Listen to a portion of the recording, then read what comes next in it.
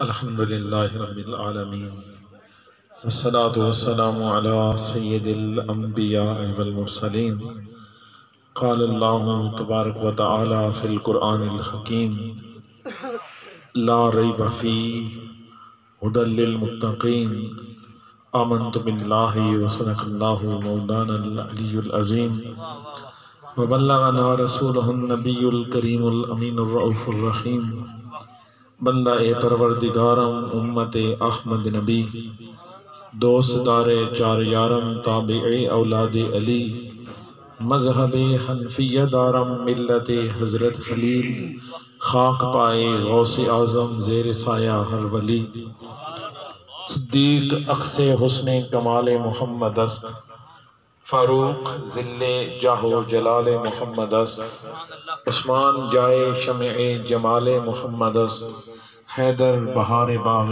خصال محمد است۔ اللہ تبارک و تعالیٰ سے دعا ہے کہ اللہ تبارک و تعالیٰ ملک صاحب کی اس محبت کو اور حافظ صاحب کی ان کوششوں کو قبول و منظور فرمائے اور ان کوششوں کے اندر دن دگنی رات چگنی برکتیں عطا فرمائے اور قبر و حشر کے اندر اللہ تبارک و تعالی ان کاوشوں کے صدقہ سے کامیابی عطا فرمائے۔ جو آئے پہ تلاوت کرنے کا شرف حاصل ہوا وہ قرآن مجید کی فضیلت کے بارے میں ایک آیت بینہ ہے۔ آج جس طرح کے حافظ ظفر صاحب بیان کر رہے تھے کہ آج قرآن اور صاحب قرآن کے ساتھ ویسے تو ہر محفل میں ہی یہی گفتگو ہوتی ہے، لیکن بالخصوص آج انشاءاللہ العزیز آخر میں انشاءاللہ سورہ ملک اور سورہ یاسین شریف بچوں سے سنی جائے گی، تو اس پر ایک دو حدیث پاک بیان کر کے اجازت چاہوں گا۔ حضور صلی اللہ تعالیٰ علیہ وسلم آپ نے ارشاد فرمایا ان الذی لیس فی جوفہ شیء من القرآن کالبیت الخرب۔ حضور نے ارشاد فرمایا کہ وہ دل، وہ شخص ان الذی لیس فی جوفہ، وہ شخص کہ جس کے دل کے اندر قرآن مجید کا کوئی ٹکڑا نہ ہو، فرمایا وہ ایک بسیطہ تباہ حال عمارت کی طرح ہے۔ یعنی اللہ کے نزدیک دل وہ آباد ہے جس کے اندر اس کے پاک کلام کی آیات بینات محفوظ ہوں۔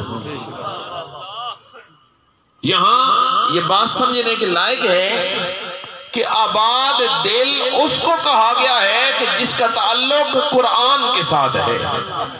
جس دل کے اندر قرآن ہے، اللہ کے حبیب نے ارشاد فرمایا وہ آباد ہے۔ اللہ تبارک و تعالیٰ کے حبیب صلی اللہ علیہ وسلم آپ نے ارشاد فرمایا کہ قیامت والا دن ہوگا، اللہ تبارک و تعالیٰ ارشاد فرمائے گا یقال لصاحب القرآن، دنیا کے اندر قرآن پڑھنے اور پڑھانے والے کو اللہ تبارک و تعالیٰ ارشاد فرمائے گا اقرا، پڑھو قرآن، ورتقی، اور سیڑھیاں چڑھتے جاؤ، قرآن پڑھو اور سیڑھیاں چڑھتے جاؤ، ورتل کما ترتل فی الدنیا، اور اسی طرح ترتیل سے پڑھو کہ جس طرح کہ تم دنیا میں ترتیل سے پڑھا کرتے تھے۔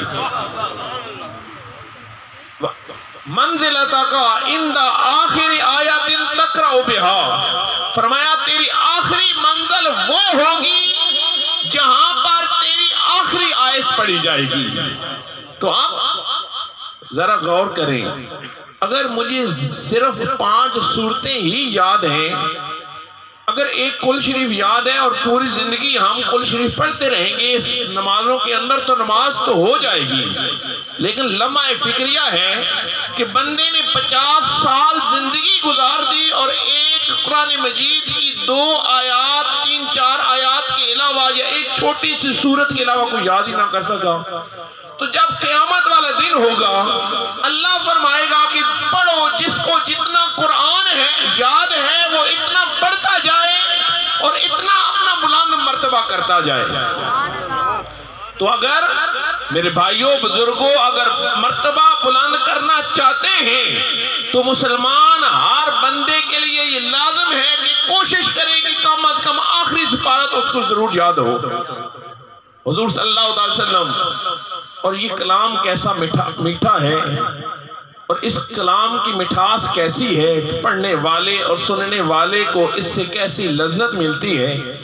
مسلمان تو کجا کفار کے اندر بھی امام جلال الدین سیوطی رحمت اللہ تعالیٰ علیہ نے ایک روایت نقل کی ہے، یہ بیان کر کے اجازت چاہوں گا۔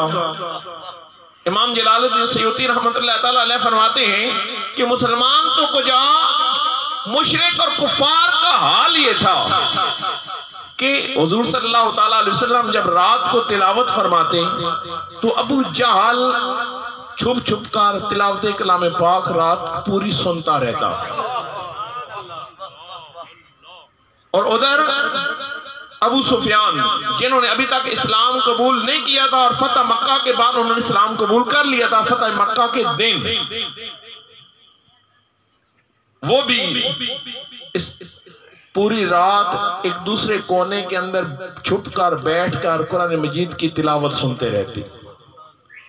کفار کا ایک اور سردار اخنس بن شریک یہ بھی چھپ کر پوری رات قرآن سنا کرتا۔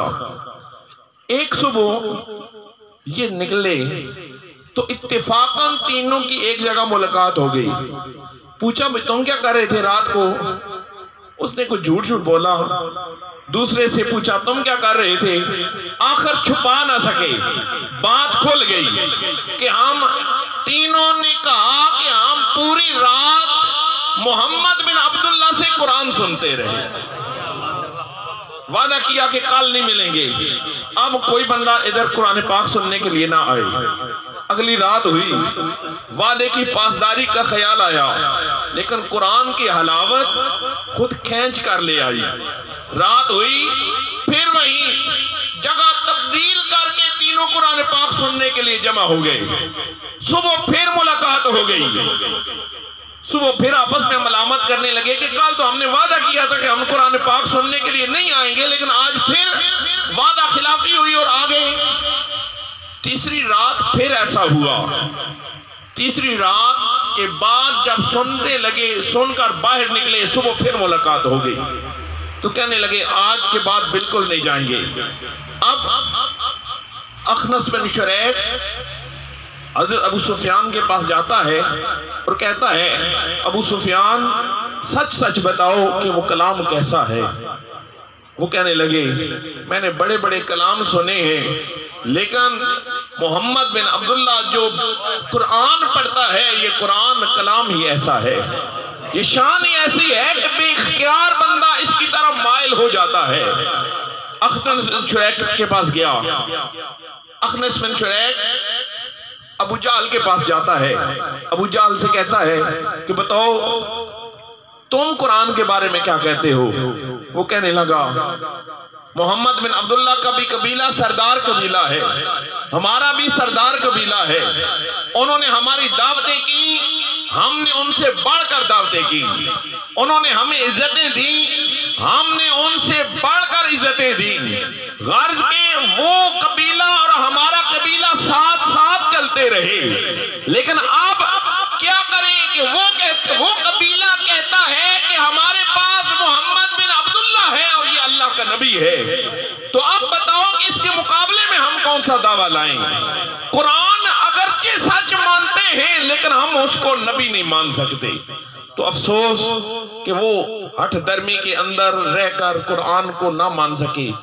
تو اب ہم اپنے آپ سے سوال کریں کہ آج کتنا ٹائم ہوا ہے ہم نے اپنے گھر کے اندر قرآن مجید کو کھولا؟ ہر بندہ اپنے آپ سے سوال کرے کہ کتنا عرصہ ہوا ہے۔ یہاں پر اگر پردہ دری کا خوف نہ ہوتا، کیونکہ یہاں ہم لوگوں کی عزتیں بلند کرنے کے لیے آتے ہیں، لوگوں کی عزتوں کو تار تار کرنے کے لیے نہیں آتے۔ اگر یہ خوف نہ ہوتا تو یہاں پر اگر آواز دی جاتی کہ کھڑے ہو جائیں تو اکثریتی انتہائی درجے کا حسن ظن بھی رکھا جائے تو زیادہ تر اکثریتی جواب یہ سننے کا ملے گا کہ شاید پچھلے رمضان کو کھلا ہو۔ خدا را اپنے آپ پر رحم کریں، اور اسی اپنے آپ پر رحم کرنے کے اندر ہی دنیا و آخرت میں کامیابی ہے۔ اللہ تبارک و تعالی آپ صاحب کی کوششوں کے اندر، محبتوں کے اندر برکتیں عطا فرمائے۔ وآخر دعوانا الحمدللہ رب العالمین۔